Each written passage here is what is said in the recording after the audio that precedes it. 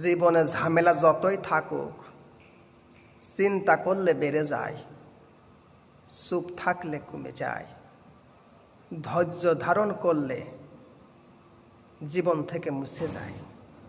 মহান রব বান্দাকে বলছে, বান্দা ধৈর্য ধারণ করো, মহান রব তোমাকে পরিবর্তন করে দেবে, কষ্ট দূর করে দেবে।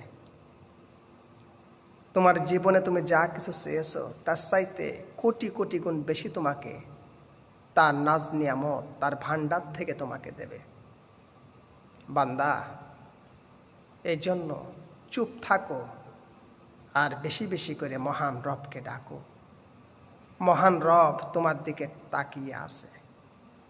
আল্লাহ পাক তোমাকে দেওয়ার জন্য হাত বাড়িয়ে আছে। তুমি হাত বাড়িয়ে নাও, চিন্তা করো না, আল্লাহকে ডাকো, আল্লাহ তোমার সঙ্গে আছে। আলহামদুলিল্লাহ।